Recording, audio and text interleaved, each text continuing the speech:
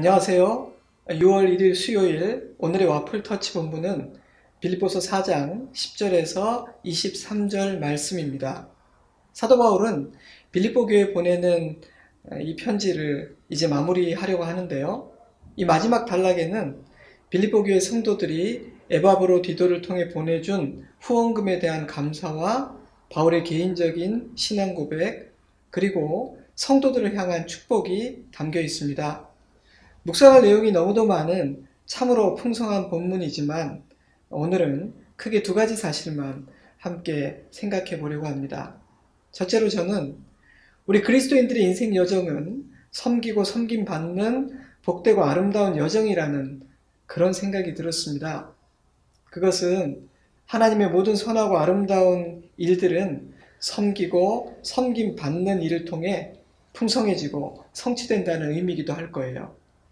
기독교 역사 가운데 사도 바울만큼 헌신적이고 충성스러우며 단단한 사람을 찾기란 그리 쉽지 않을 것 같습니다. 하지만 그런 바울조차도 누군가의 섬김과 도움을 받으며 살고 사역했다는 사실은 중요한 의미를 지닌다고 생각합니다. 여러분 10절을 볼까요?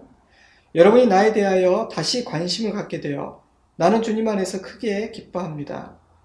빌립보서가 옥중서신이라는 거 기억하시죠?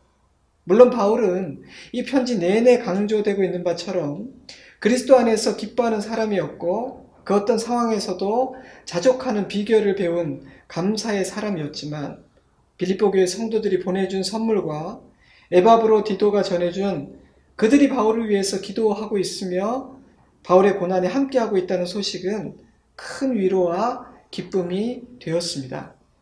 I rejoiced greatly. 나는 너무너무 기쁘다. 바울은 자신의 기쁨이 큰 기쁨이라고 표현하고 있습니다.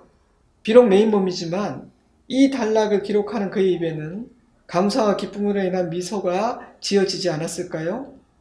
사랑의 섬김은 누군가를 기쁘게 만드는 것입니다. 두 가지 사실을 마음에 새겼으면 좋겠습니다. 먼저 섬길 줄 아는 자가 되어야 된다는 사실입니다. 자녀들아, 우리가 말과 혀로만 사랑하지 말고 행함과 진실함으로 하자. 빌립보 교회는 기도로 또한 물질로 아주 구체적으로 바울을 사랑했습니다. 그들의 형편은 넉넉하지 않았고 그들 역시 핍박받고 있는 상황이었지만 그들은 바울을 섬겼습니다. 그것은 바울에게 큰 기쁨이 되었고 빌립보 교회의 큰 기쁨으로 돌아왔으며 무엇보다도 형제가 우애하며 사랑하는 것을 보는 아버지의 마음을 기쁘게 했습니다. 그러니 서로 사랑하고 그 사랑을 구체적인 섬김으로 표현한 것은 얼마나 아름다운 일입니까? 저는 그것이야말로 하나님을 기쁘시게 하는 진정한 예배라고 생각합니다. 근데 15절을 보면요. 바울은 자신이 사역했던 그 초기에 오직 빌립보 교회만이 바울을 섬겼다고 표현하고 있습니다. 그리스도인이라고 해서 누구나 저절로 섬기며 사는 것은 아닌 것입니다. 때문에 사랑으로 섬기는 삶은 우리가 힘써 추구하고 또한 소원해야 되는 그런 종류의 일인 것입니다. 또한 섬김을 받을 줄 아는 자가 되어야 한다는 사실도 기억해야겠습니다. 그 어떤 형편에서도 만족하는 비결을 배운 감사의 사람이었음에도 불구하고 바울은 그들의 선물을 마다하지 않았습니다. 그들의 사랑의 섬김을 기쁘게 받았고 그들을 칭찬하고 그들을 축복했죠. 그들이 보낸 사랑의 선물은 하나님께서 기쁘게 받으신 향기로운 제물이라고 영적인 해석을 덧붙여 주었고요. 하나님께서 너희들의 모든 필요를 풍성하게 채워주실 것이라는 축복을 덧붙입니다. 바울은 이 섬김이 빌립보 교회에도 유익이 될 것이라고 확신 있게 말하죠. 여러분 이 편지를 읽는 빌립보 성도들의 마음에는 큰 기쁨으로 충만하지 않았을까요? 사랑하는 여러분, 우리 그리스도인들의 인생 여정은 섬기고 섬김 받으며 걸어가는 여정입니다. 하나님의 모든 선하고 아름다운 일들은 섬기고 섬김 받는 일을 통해 풍성해지고 성취됩니다. 그러므로 오늘 하루 살면서 섬길 수 있는 기회를 놓치지 않았으면 좋겠습니다. 나를 향한 누군가의 사랑의 섬김을 감사함으로 받아 누릴 줄 아는 법, 또한 그를 축복하는 법도 배웠으면 좋겠습니다. 그때 아름다운 선순환이 이루어지게 되는데요. 바로 그것이 우리 주님께서 일하시는 방법이에요.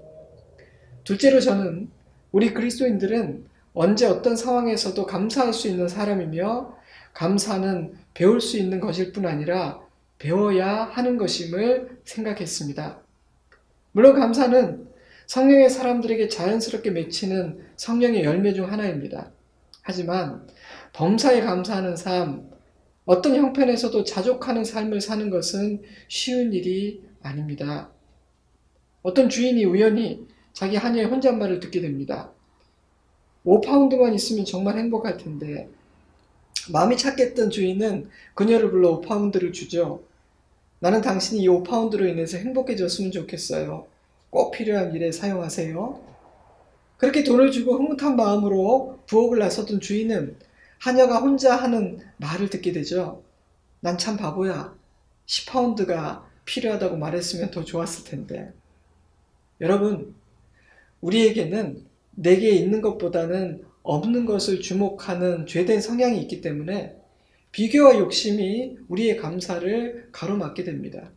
그러니 감사란 죄인의 타락한 본성을 거스르는 일인 것이죠. 때문에 원망과 불평은 배우지 않아도 잘하지만 감사는 배워야 하는 것입니다. 때문에 바울은 11절과 12절에서 두 번씩이나 나는 배웠다라고 말하고 있습니다. 자신도 배웠다는 거예요. 그러니 여러분도 배워야 하고 여러분도 배울 수 있다는 뜻입니다. 근데 헬라어로 이 배웠다라는 단어는 교실에서 책상에 앉아 머리로 배웠다는 뜻이 아니라 실행과 연습을 통해 배웠다는 의미를 담고 있는 단어입니다. 무슨 뜻일까요? 감사는 실행하고 연습함으로 배울 수 있다는 뜻입니다. 저는 옥중 서신인 빌립보서가 기쁨의 편지라는 닉네임을 가질 수 있었던 비결은 이 감사에 있다고 생각합니다. 바울이 그 어떤 상황에서도 자족하는 비결을 배웠기 때문에 기쁨을 잃어버리지 않을 수 있었던 것이죠. 감사는 전세를 바꾸거든요. 영적인 분위기를 감사는 한순간에 역전시켜버립니다. 좋은 말이긴 한데 나는 믿음도 부족하고 의지도 약해서 안 될 것 같습니다. 그렇게 부정적인 생각을 하는 우리에게 바울은 이렇게 말합니다. 네가 하는 것이 아니야. 네 힘으로 하는 것이 아니야. 나에게 능력 주시는 주님 안에서 우리는 할 수 있는 거야. 이제 잠시 기도하는 시간을 가졌으면 좋겠습니다. 섬길 수 있는 기회가 있음을 감사하고 사랑으로 나를 섬기는 사람들을 생각하며 감사했으면 좋겠습니다. 자족하는 비결을 배워 감사의 사람으로 사는 우리가 되었으면 좋겠습니다. 오늘 하루 이 특별한 은혜가 우리 모두에게 있기를 주님의 이름으로 축복합니다. 샬롬.